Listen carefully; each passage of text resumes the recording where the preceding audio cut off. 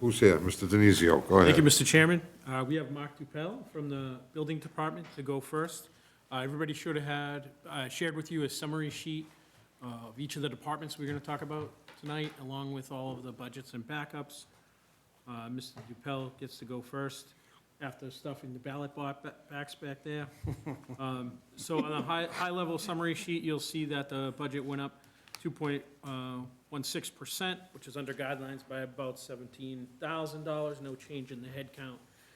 It only includes, like all of the budgets you've seen so far, most of the budgets you've seen so far, it only includes contractual step increases in each of the department's budget because the contracts haven't been settled yet.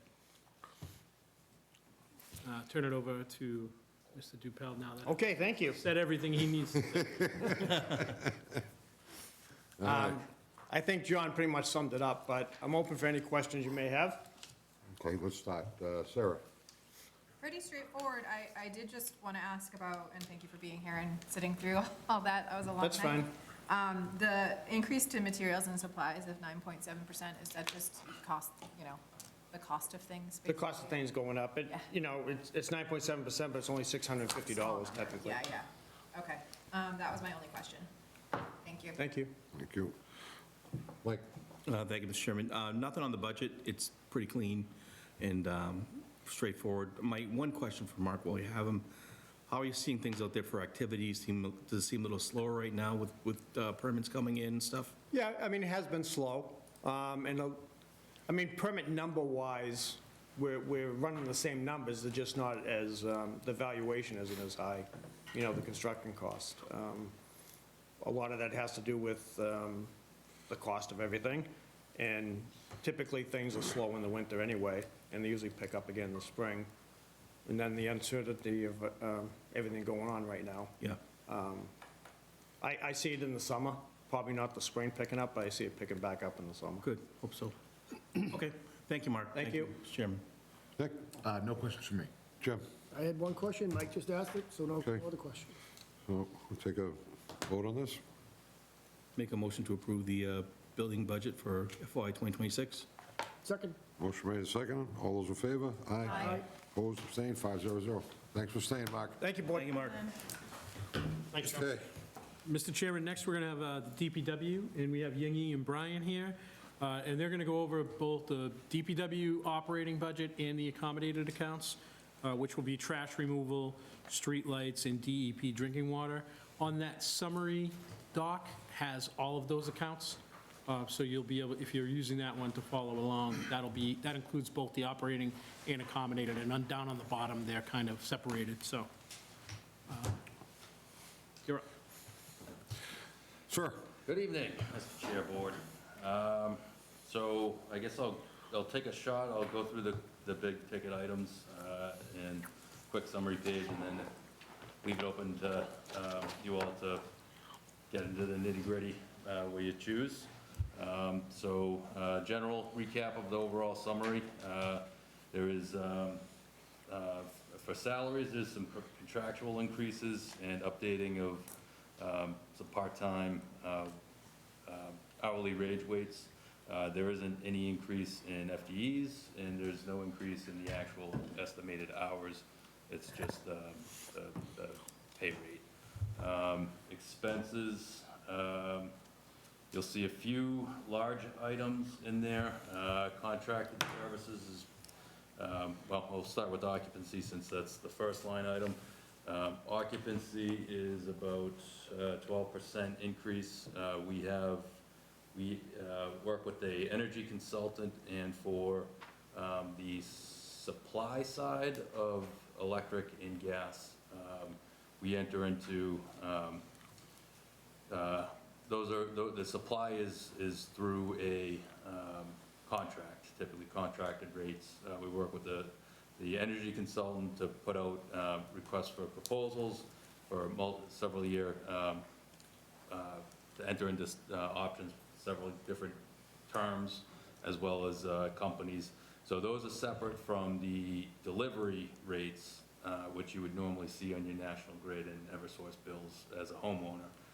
Supply is usually applied to the really large accounts, a lot of the treatment plant, a lot of pump stations, a lot of the the accounts that use really high prices. So the delivery is handled through the rates are kind of determined through the state agency I'm drawing a blank on now. The supply is what is really driving this, and so the electric contract is expiring as of, I believe it's November. December, November 30th, 25, so, yeah. So next December, we will see a 31%, I believe it was 31% increase Yes. in the electrical supply rate. And then in April of '26, the gas expires, and the new contract for that will start, and that's a 47% increase. So fortunately, that gas is the lower of the two that we actually use. So it's not gonna, even though it's a higher percentage, it's not impacting the budget as much as it sounds. However, both of those, because it's happening during the fiscal year, will also be back next year, kind of reflecting a full year's worth of these increasing energy costs. The positive side to look at it is the contracts we were in, we were in a 4-year, The electric is 36 months, the current one, the Yes. existing one. yeah, and then the gas is 24 months. So we had, I mean, the short of it is we had really good rates. And now we have to actually experience what the real market rates are now. So that's the positive outlook on that. Contracted services, one of the really big drivers there is we are transferring a lot less as it relates to how much water we bought from the water stabilization account to our operating budget to offset the purchase of MWA water. So we are using,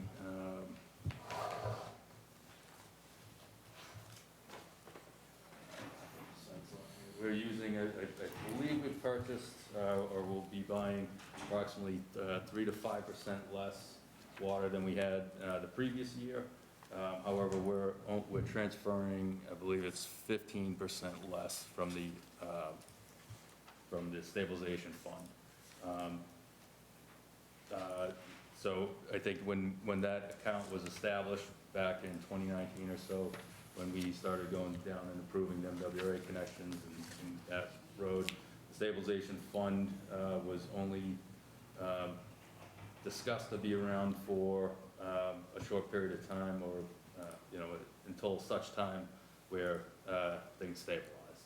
And so now that things have kind of stabilized, and we believe that we're purchasing a pretty consistent amount of water each year, we're going to start looking at trying to phase that out to some, in some way.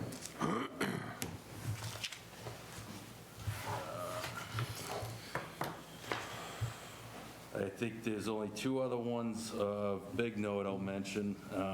So we do have an item that's new this year in our fleet maintenance for undercoating and rust protection. And that's kind of driven on twofold. Many times, where our vehicle replacement plan is not, when we surplus a vehicle or a truck, it's not really the engine failing, it's not the hours that we use it, it's the rot.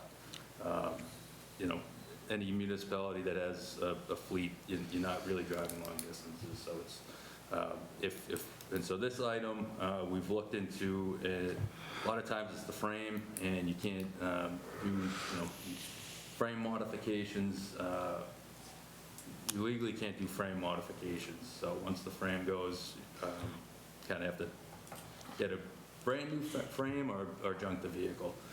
So we're hoping that this undercoating, it's a thick like wax that goes onto the frame, will hopefully extend the vehicles out a few years. It's relatively cheap for new vehicles where you don't have to sandblast the rust off the existing frame, it adds on approximately $1,000 to $1,200 just so if it buys even 1 year, I think it's financially very beneficial. The second driver that we have of why we have this item in is that if no one's aware of it, Mass DEP has, as Massachusetts, we, back in the 90s, elected to follow the Clean Air Act of California versus the federal standards. And so there's a few regulations that were set to be implemented January 1st this year that the large, the heavy-duty equipment manufacturers they could not commit to selling us a diesel engine. And so there's two aspects of that. There's a lot more stringent emissions regulations that is DEP related. So the truck companies are kind of letting Massachusetts figure that out, and they seem to be choosing just to sell to other states. The other aspect of it is that over time, up until I believe 2035, where they're looking to have 100% zero emission vehicles, there's a phase in, so that I think this year, if you were to sell a combustible engine, you would have to somehow have somewhere around 10 to 12% sales of engines that are zero emission. And so they're not, it doesn't seem like they're there. And there's three options currently, and there's not really great direction of where the industry's going. Electric is the most advanced, but to get electric large-scale charging connections is years out. If you talk to the electric companies, they also are not great with 24-hour emergency vehicles like we have.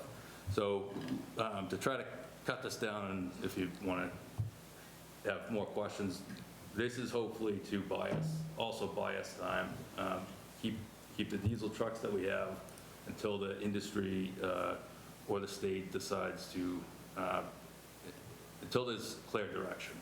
So propane, electric, and hydrogen are really the three options that the industry is considering, and there's not really guidance to which direction that's going. So we're kind of stuck in the middle, waiting to probably spend hundreds of thousands on a new fueling station that we just built for diesel. And then the last item probably that is noticeable is a tree budget increase. That's been pretty consistent, level funded for quite a while.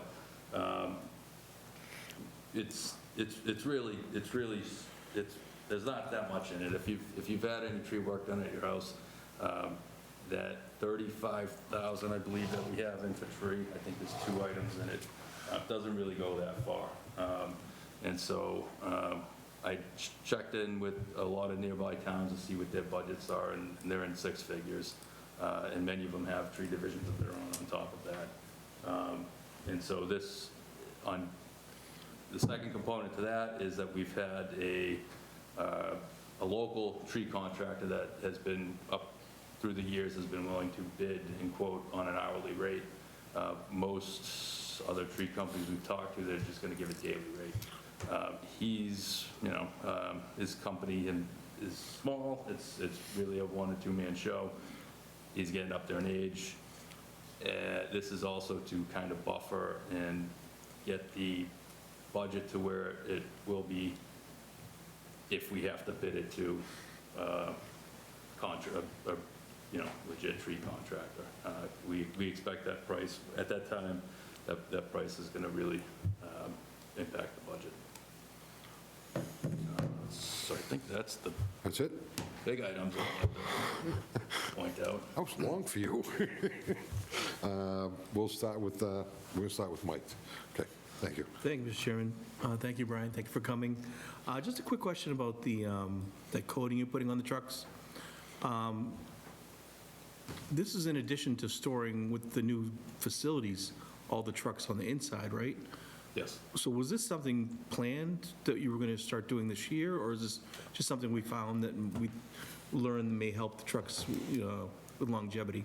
I think it was a combination. I think, like I said, one of the big things is if we're not able to purchase diesel engines and heavy-duty trucks, we need to look at all avenues of how we can buy enough time to figure out which direction to go in. We've discussed it over the years, since I've taken over and the fleet maintenance superintendent took over at the same time. So we've been keeping an eye out on things that will increase the longevity.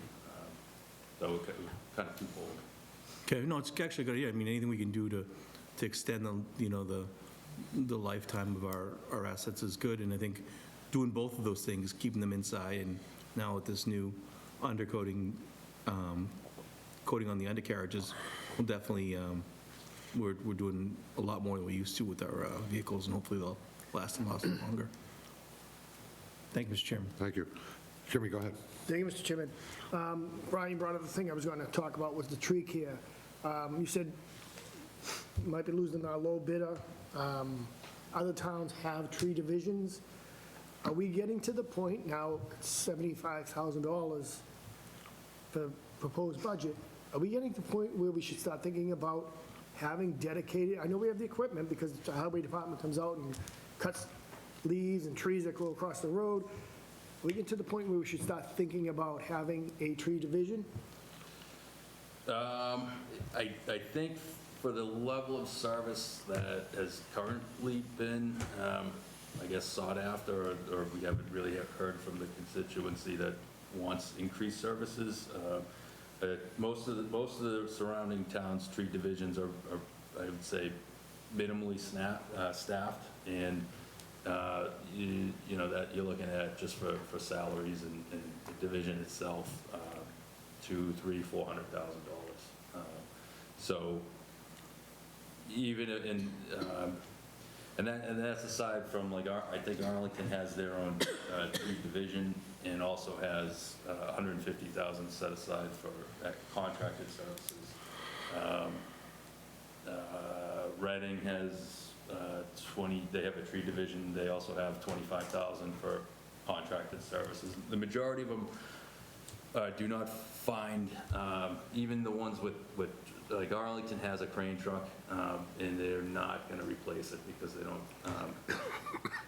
So I think even if we had a tree division, that contracted services to remove trees that need a crane is still going to be there. Just a quick follow-up. Yep. Are the contractors just reactive, or do we use them in a preventative, proactive as well? Right now, we're minimal. So the level of service, I think, varies very extreme throughout the state. You have some communities that are one, if you take aside the new planting that some communities have for street trees and the tree care for nursing a new tree. Some communities do a yearly drive-by, they call it window shield inspection, where they'll hire somebody to come in, or if they have adequate in-house tree division, they'll drive every road and note anything that they see, anything that looks really hazardous, and they'll take a proactive approach like that. We don't have, the budget that we have doesn't allow for that. It's pretty much if we get reported, if an abutter that's near the tree thinks that something is hazardous, they'll give us a call. We'll make a determination if the tree's on our property, and then if it is, we'll make an assessment of if it's a high risk, and remove as needed. So if we see if this windshield inspection, if they see a tree that looks like a storm is coming and the tree's leaning over Wind Street, say, but the tree initiates or starts on a private land at a residence, is that something the town would get involved in to prevent that tree from coming down, or how do we have the resident do it? I'm not sure how other towns would do that. I mean, legally, it would be the residence tree. So I think the legal route, which the attorney was still there, I think we would have to notify, at the least, we would put the homeowner or whoever the property owner is of that tree on notice, similar to how, residents or otherwise would put us on notice if they think there's a hazardous tree that we own.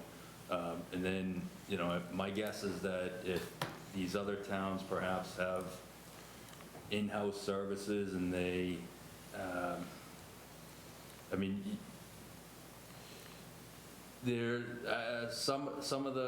there may be some towns that would go onto the private property, but I think there would be, that would involve some liability, you need rights of entry, granting access, and if damage happened, if you're on their property while we're removing trees. So there's probably not a lot of towns that do it that way, but we would, the first step would be to put them on notice. So what about the area that's over the public way? So anything, my understanding is that the property lines are essentially invisibly vertical. So if there is, if the tree is located on private property, but the branches overhang public right away, we have the rights to prune or remove dead branches if needed. Even if they're alive, we're able to prune as long as we don't damage the tree itself. Okay, that's all, Mr. Chair. Thank you. Nick? Thank you, Mr. Chairman. Brian, I don't have any questions per se. I think that this looks fine. Not in love, obviously, with the increases with utilities and trash recycling. We knew it was coming. It's not a surprise. But I feel like, I don't know what it is lately, the cost of everything is just skyrocketing, and, I feel like it's a burden that we're gonna have to talk about at some point in the near future to make sure that we're still on track with, revenue and everything else. And I know, John, you're obviously keeping an eye on that, but maybe a conversation as a board is warranted to make sure we're all on the same page.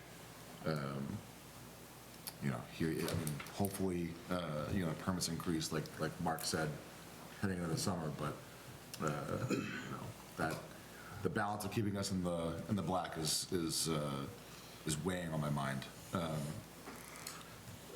Just a quick note, I'll say that I believe, and you can do the math, if you just take out because the increase looks big at over 6%, but if we were to reduce the water offset by the same proportion, which we only reduce it 3% to match what the water was, and you take that whole water stabilization item out of our budget, I believe our increase is more like 3.2%.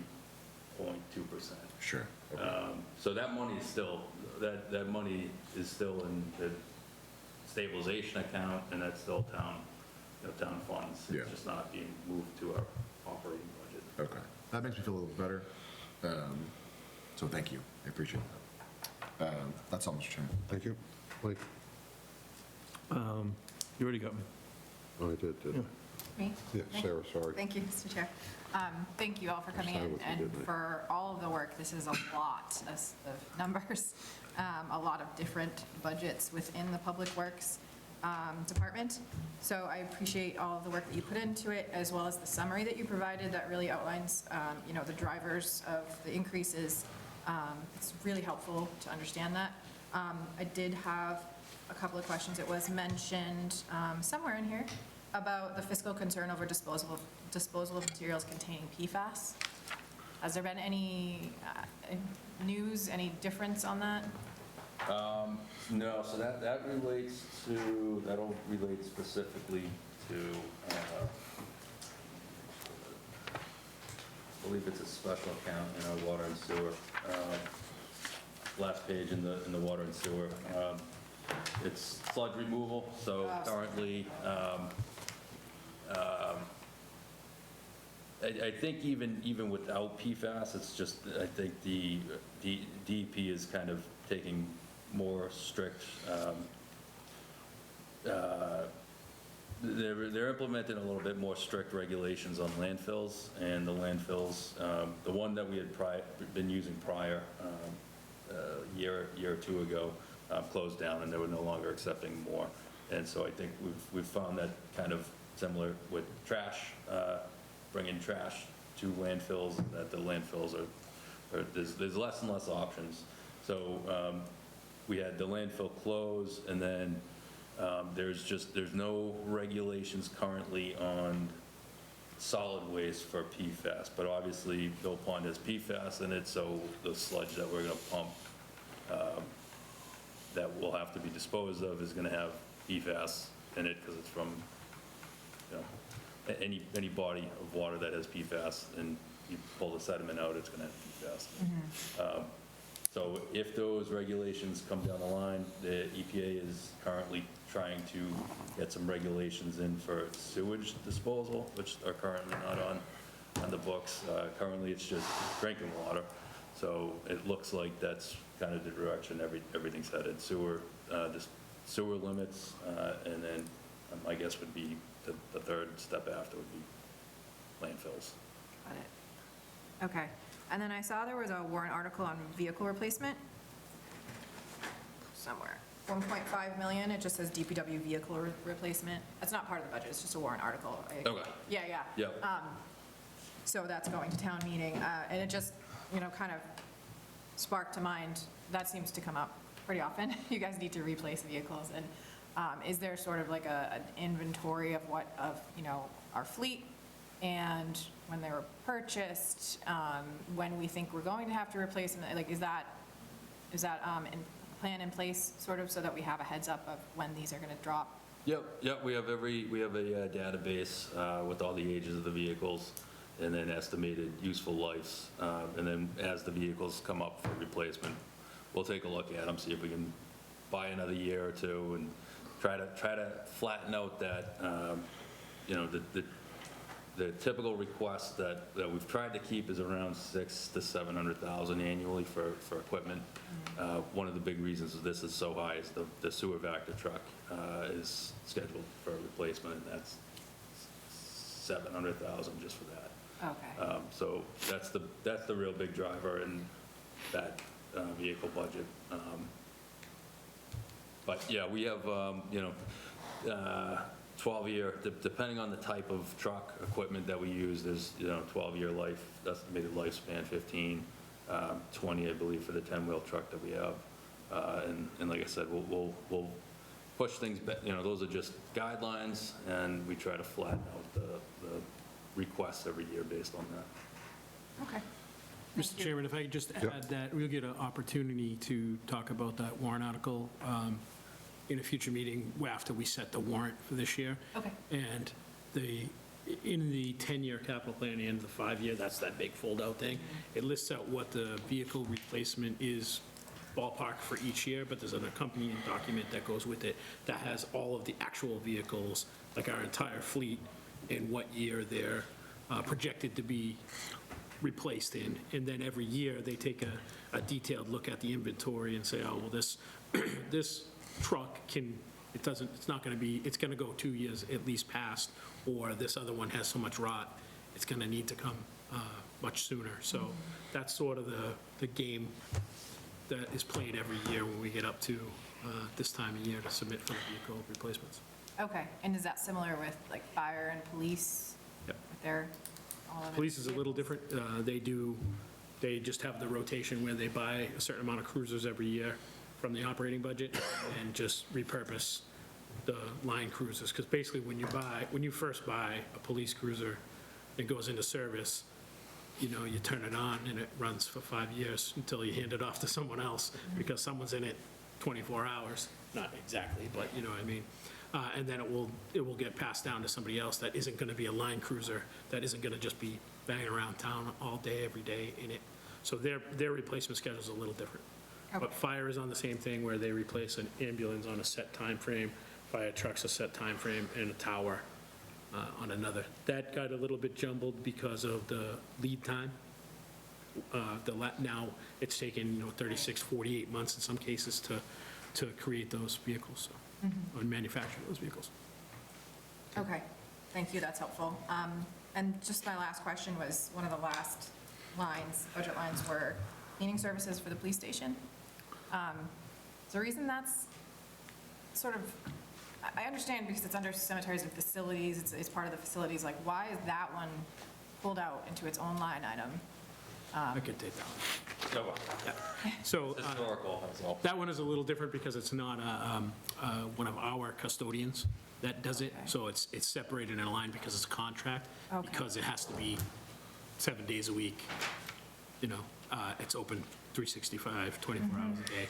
So it's handled a little different through a contract. When we open the new police station, our plan is to dedicate a daytime custodian to that space.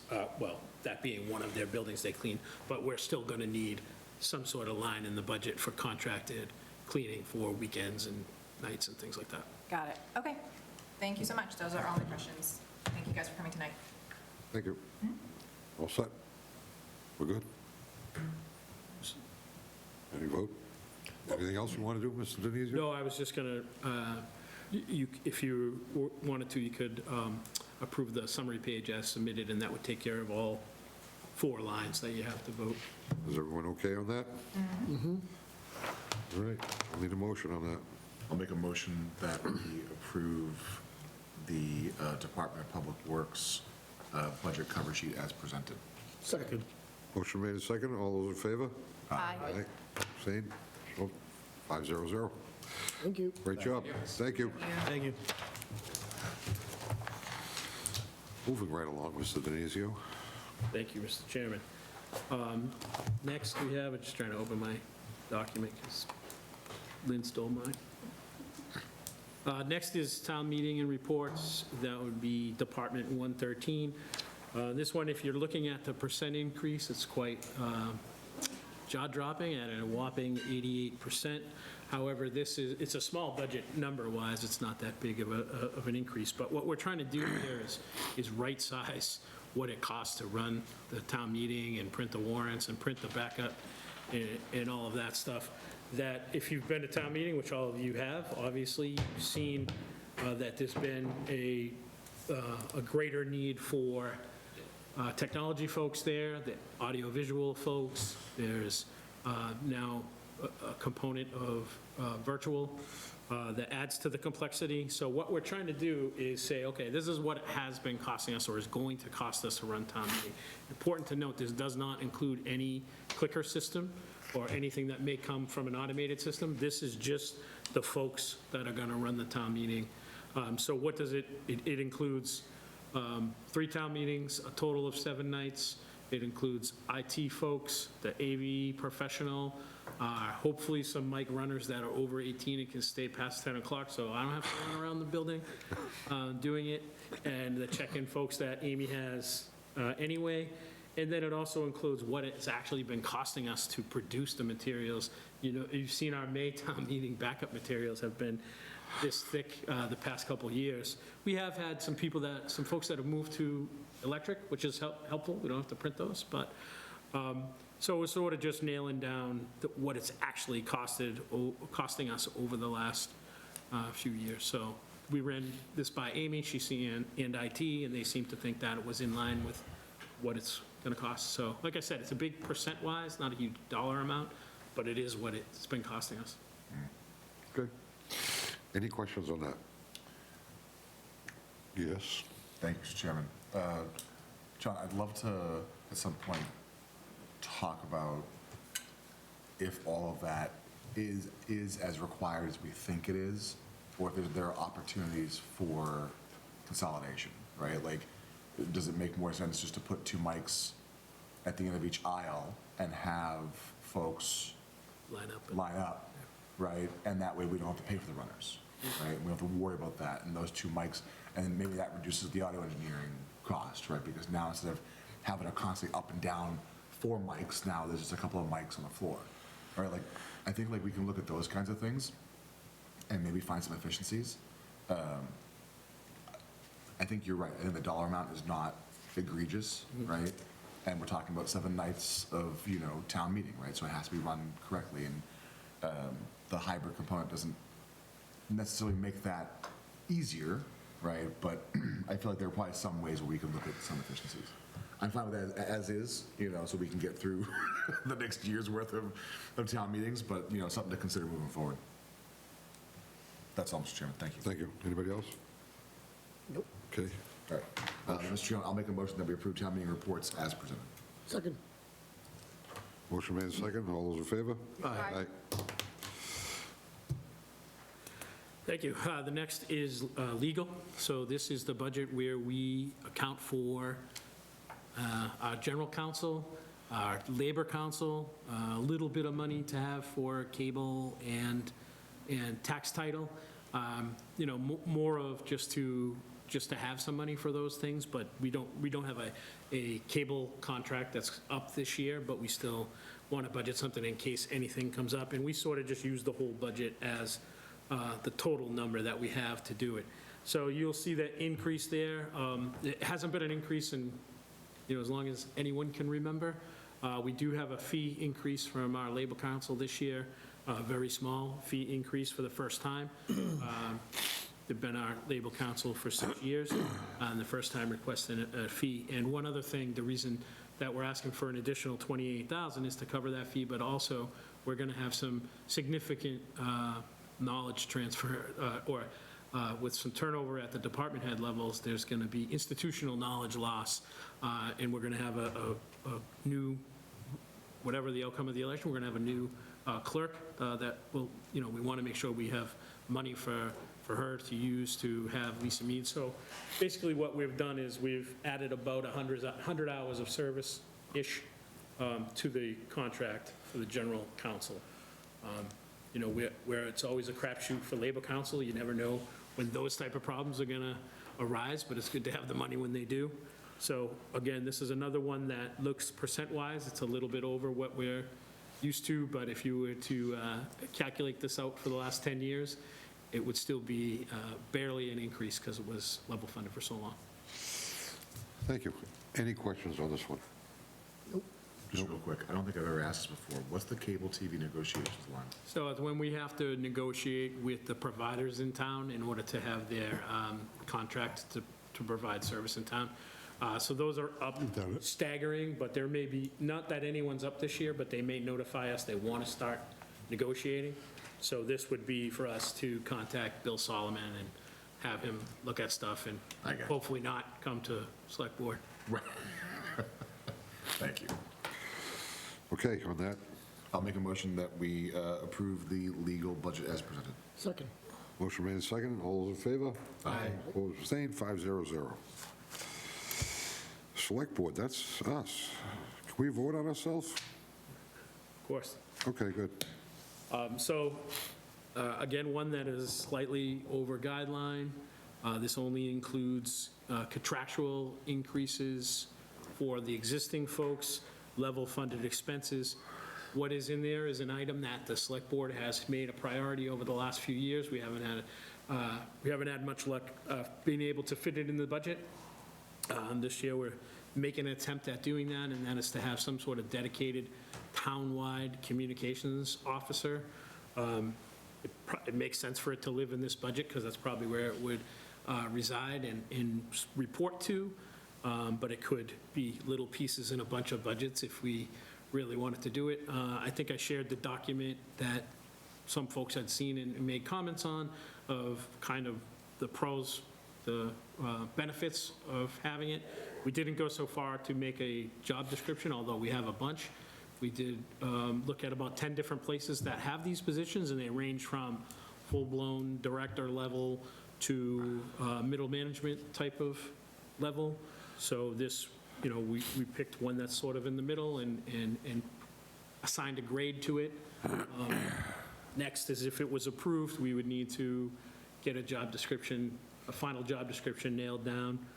We budgeted for step one, mostly because, which is about 70-something thousand, and mostly because we don't think we would get anybody by July 1, and that money would probably, there'd be a delay and it would cover if the person came in with a little bit of experience, we'd still be able to cover that through them not starting right away.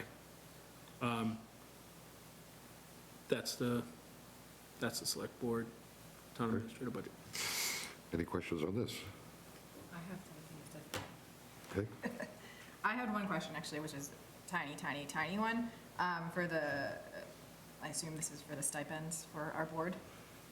And because of my position with accounting, I do not receive a stipend, Right. but it looks like it's still included. I don't know Yeah, if we, traditionally, we've included them all just in case right, you quit tomorrow and Okay. someone took over for you, we would still need to Fair. pay them, and it's such a small amount that we don't Yeah. adjust it. tiny. We're not paid the big bucks, but, and then I just wanted to speak to the communications position that we're proposing be added. John, is it appropriate to bring up what the Ways and Means Subcommittee? Yeah, that meeting's been reported. Would you like me to go over Go that? ahead. So in my meeting with my Ways and Means Subcommittee, which is Town Hall 1, we discussed this budget at length and sort of went over our feeling about the communications officer and the dedicated, and we had a lot of conversation about how some departments already communicate well, police station, recreation, library. There wouldn't be a whole lot of benefit for them.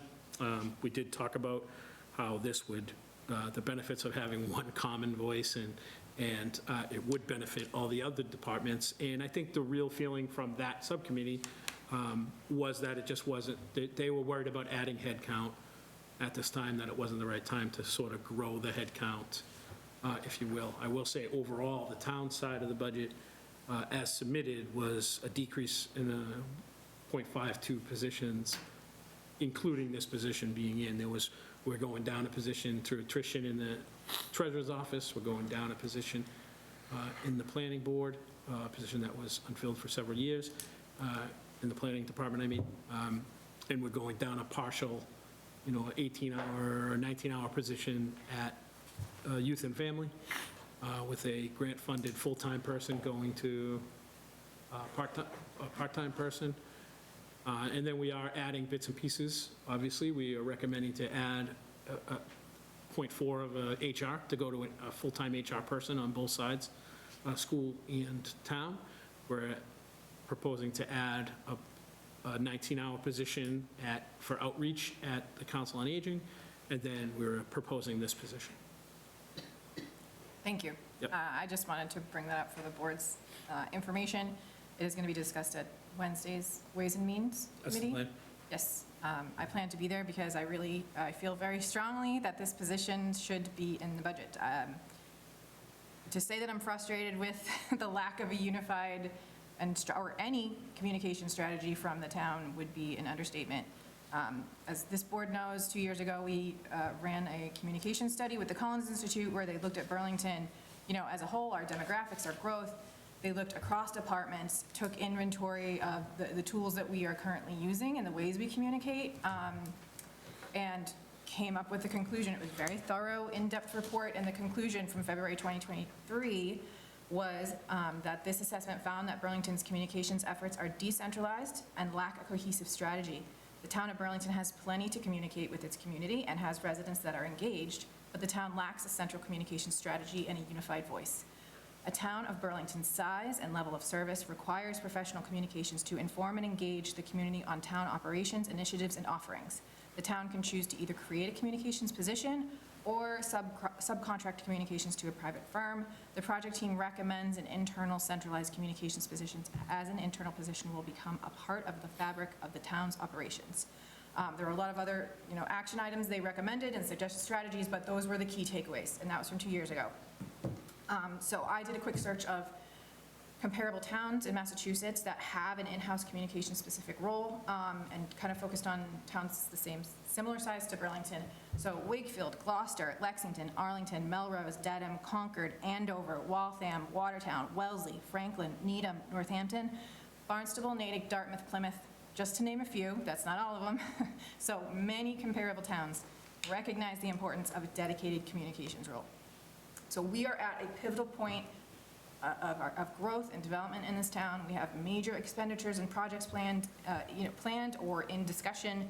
that are going to require clear and consistent communication to our residents. We're already hearing people, there's a high school? We're talking about a high school. Nobody knows what's going on. So with the complexity of our growth and both the commercial and the residential side, a professional who can manage these public relations and outreach is absolutely necessary. So I personally, don't have a background in communications. I don't have the skills or the tools or the bandwidth to focus on this as much as I've tried. And I don't know that there's anybody under this roof who does. We need to bring in somebody. So with all the changes in how we communicate, the decline in print media, our reliance on social media, our lack of a central presence on social media. Right now, we have 9 different town Facebook pages, 12 different town Twitter accounts, 5 YouTube pages, not including BCAT, 5 Instagram accounts, and none are central to the town or administration or the town as a whole. They're all siloed through different departments. So these are challenges that can only be taken on by a professional. So just a real world, sorry, I know I'm taking forever, but just a real world, current, present day example, the Government Review Committee. How many months did that take to get up and going? How much, it's not time wasted, but how much time, how much more efficient could it have been to craft that mission statement, to get the word out? And, one of the reasons it's taken several months, maybe over a year, I don't know, we've been talking about for a long time, and we've been having trouble, attracting volunteers. So that's just one small example, but add that up across all the things that we do, it adds up exponentially across town, across departments. So having a professional in that role would create effective messaging and help us reach the right audience quickly, reducing time and helping us to focus our efforts on other important projects and initiatives. So in conclusion, this is a smart, necessary investment into the town that will increase efficiency, community engagement, and the successful execution of current and future projects. Other comparable towns have made the investment to ensure their community is well-informed, engaged, and supportive of any changes happening. Given our town's unique makeup, our continued development, and the complexity of our growth, this is not just an extra salary we're adding, it's a critical position to help us ensure the town's success and maintain public trust. Any comments, Mr. Chairman? Sure. There was pushback against this from Ways and Means? Subcommittee, the full board hasn't. It goes to Ways and Means on Wednesday. This is a no-brainer. I didn't even think that this would warrant discussion. Are people actually against this? Subcommittee voted Two. 0-2 with the position in, 2-0 without it. Interesting. Mr. Chairman, if I may. First off, I second everything Sarah just said. And I couldn't have said it better myself. I also will be going to Ways and Means on Wednesday because I also believe very strongly that this position is a critical position. It's akin to us hiring an economic development director role. There are certain positions that need to be established within our municipality for forward growth that have not existed historically, and this is one of them. I think the list of communities who've also taken this step is a testament to the importance of this role. And just a couple things, right? I think that, and I'll be saying this on Wednesday as well, to say that there are certain departments who are already making the effort to communicate, they took it upon themselves and they shoehorned these responsibilities into existing roles. And they've made it work. Making it work is not solving the problem. I think unfortunately organizations, companies do it all the time, right? You see staff reductions and then, these smaller teams, quote unquote, make it work, right? All you're doing is placing undue burden and stress on the staff. You don't have that unified voice, like John mentioned. And I think one of the biggest things with the report itself, when we asked for the study with the Collins Center, we said, give us the low-hanging fruit. Give us the long-range stuff. Tell us what we can be doing now and what we should be looking forward to. And it was incredible how many of the things on the list of recommendations fell into the lap or made the most sense with someone behind the wheel in that role of a communications officer, director, whatever we term it. I think that it would be amiss to not include this. And I know that this board does feel that it's necessary. You know, and I'm fully prepared to convince town meeting that it is as well. So I'll come off my soapbox. Thank you. Anybody else? No? Okay. So select board's, need approval for that, right? So with that being said, I'll make a motion that we approve the select board town administration budget as presented. Second? Second. Motion made and seconded, all approve? Aye. Aye, 500. Okay, we need an approval, town administrator contract. I don't think there's too much to be said about this, but I'll start with Jimmy.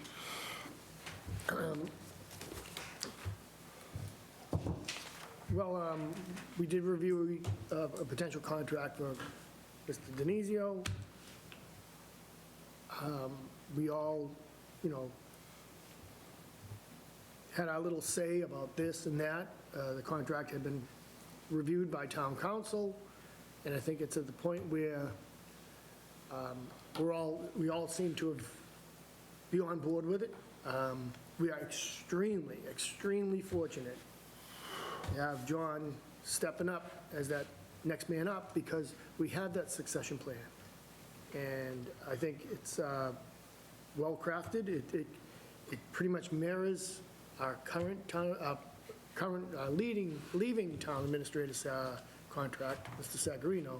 So I think it's a great, and the thing is, it's not all just what we want to provide John. John also conceded a few things as well. So it was a give and take, but I think I'm happy with it. I'm pretty sure that everybody else is going to be happy with it. And I think we should move on and get that approved tonight. Okay, Nick? Thank you, Mr. Chairman. I agree with Jim. I think that, you know, we've talked about this. We've talked about the importance of succession planning. We've gone through the efforts to ensure succession planning. You know, as a community, we've invested in John, and John has invested back in us. You know, you know, for purposes of, you know, the contract negotiation, there was a negotiation. And, you know, I think that, you know, through executive session, we had the opportunity to, you know, ask our questions and have further discussion around that. I'm in favor of voting to approve this new contract this evening. And then I'm extremely enthusiastic to move forward into what backfilling your position as assistant TA looks like, and making sure that we have a nice, open, you know, process to, you know, bring folks in and, you know, in my mind, you know, find someone that, you know, not only fits the bill for today, but like yourself, right, can grow with the role and continue that notion of succession planning. I think it served us well, and I think that, you know, something you said earlier, John, with the idea of a lot of knowledge turnover, you know, with direct level positions, you know, a lot of retirements kind of queuing up this year. I think it's really important to that path of succession planning. So you absolutely have my support, and nothing further, Mr. Chairman. Thank you. Thank you. Mike? Thank you, Mr. Chairman. I think Jimmy said it all. I'm also in favor of the contract that has been negotiated, and I'm in favor of moving forward with it. Thank you, Mr. Chairman. Thank you. Sarah? Thank you, Mr. Chair. I think I used up all my breath on that last thing, so I'll just concur with everyone else. Let's get this approved tonight. Okay. That's all. Well, I'm not going to say anything. I've already said it before, so. All right. Somebody wants to make a motion? Mr. Chairman, I would like to make a motion that we approve the town administrator's contract for Mr. Denizio this evening. Second. Motion made and seconded. All those in favor? Aye. Opposed? Abstained? 500. There you have it. Congratulations, Mr. Denizio. Thank you. All righty. Now, so we can get through subcommittee reports. Let's start with Mike. Thank you, Mr. Chairman. Just a reminder to the board to take a look at those drawings for the police station and those renderings. We want to get your feedback if you have any for our next police station building committee meeting on April 10th. And then we'll be coming back to you with their recommendation, but if you have anything you want to add before that meeting or any changes you want to see, we'd love to hear it, or what you like, what you don't like, let us know. And secondly, just want to thank you, Mr. Chairman, for a year of service on the chair and all the good things you did over the past year, so thank you for that. This my last one, This is the last one? is it? Is it? If you can believe it. Oh, my gosh. Yeah. Yeah, you might be right. Oh, this is it? I can't do it next You have all time. the fun stuff. No, I can still do it next time. I still chair the next meeting, and then I'm out right after. You open it, yeah, he opens it. I open a meeting. He opens You it, get to do the gavel I one more get to time? the gavel one more time, yeah, I guess so. twice. Wow, thank you, Mike. I didn't even realize that. All right. Sarah? Thank you, Mr. Chair. I just want to remind folks that on Thursday, the 27th at 6:30 PM is the community forum for the new high school in the BHS auditorium. So they've had a few of these, really trying to get the word out, get people informed on the potential options. They are down to 2, which is huge, because I think they started with like something like 20 plus. And it's taken a lot of work to get to this point, but they're 2 very, very different plans with very different impacts on the land, on the community. So go there to learn, go there to, voice your opinion, and hopefully I'll see a lot of people there, because I will be there. I had a question on the sculpture part. Were you going to get to that? No, I have no updates, so, I figured that falls under subcommittees. okay, you can, Chairman, I can address I it. don't know if think. this is an agenda item or not, but anyway, it's a subcommittee, Sculpture Park. Yes. There was talk of a walkthrough of the new spots. Did we want to figure out 2 of us to do that? It's Yeah. hard to communicate in email, like, Yeah. Right. All right, I'll mention that at the next meeting, with, next Public Arts Committee meeting. okay. Yeah, I think, they're just looking for us to Yes. figure out who, and I would be fine with going to that. Okay. All right, So, anyway, that's all. I'll drag you along. Nick? From a public Oh, arts sorry, you done? I'm done, thank you. Okay, sorry. From a public arts perspective, to not engage in discussion on this, I did email Barbara back from her email and say that I would be available for a couple dates. And Okay, I didn't, that's my, trying to get like a consensus, so however we do it, whether you just talk to her or she makes a doodle or whatever it is, we can figure it out, but I said I would try to make myself available depending on what time of day it hit. But yeah, I agree, I think 2 people would be good. The only thing I want to talk about tonight, well, 2 things real quick. One is that currently you can go vote. Early voting is open for our town election, which is happening on April 5th. On April 5th, you can also go vote in person down at the high school, which is our polling place, our singular polling place for Burlington, from 8 a.m. to 8 p.m. So please, go vote. It is your civic, duty, responsibility, right. Embrace it, because everything we do here affects people at the local level, and it's super important. The second thing is that we are currently seeking applications for the Government Review Committee. So please, to the 30 people who may scroll through this on Facebook tomorrow, consider tossing your name into the pool. We've got a handful of applicants, but, we also want, quote unquote, new blood. People who could possibly bring a different perspective, and help us look at the organizational and, kind of backbone of everything with a different lens, different perspective.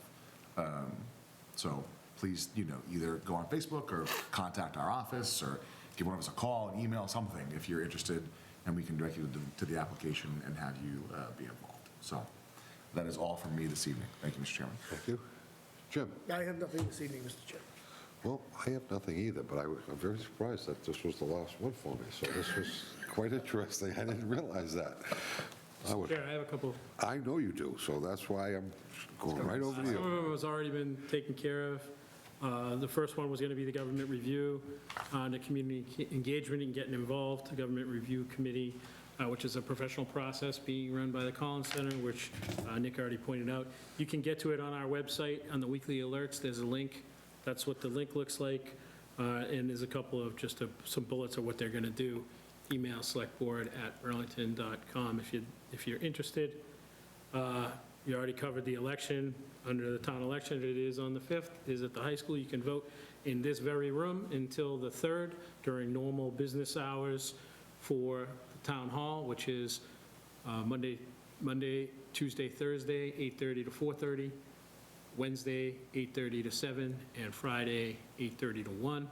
It's also on the website now. There's some sample ballots. You can get to it through either the link on the town clerk site, or if you go onto For Our Residents, you'll see voting and elections, and on the right side is just kind of what that page looks like. I was in a little employee spotlight. I was lucky enough last Wednesday, to be invited to go down to Norwood. One of our rec director, Brendan Egan, got a very prestigious award from a statewide Recreation and Parks Association. It's the Massachusetts Rec and Parks Association.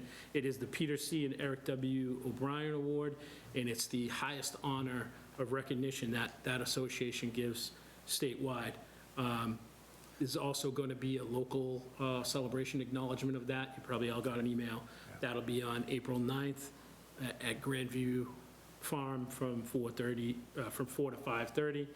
I will say Brendan did a great job in his speech, and there's a lot of people said a lot of nice things about him. In the look ahead, we're going to continue to do some department meetings at our next meeting on the 14th. We'll have police and fire, and clean up any of the ones we haven't done.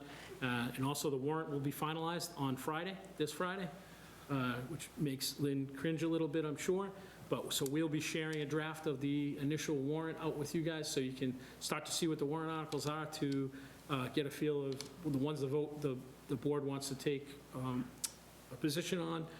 And then we'll start doing those. There'll be capital warrant articles, there'll be a financial, a general article that's coming from the administration, and then there'll also be the bylaw and financial articles that come up every year. So didn't want to take too much time, but just wanted to get a couple things out there.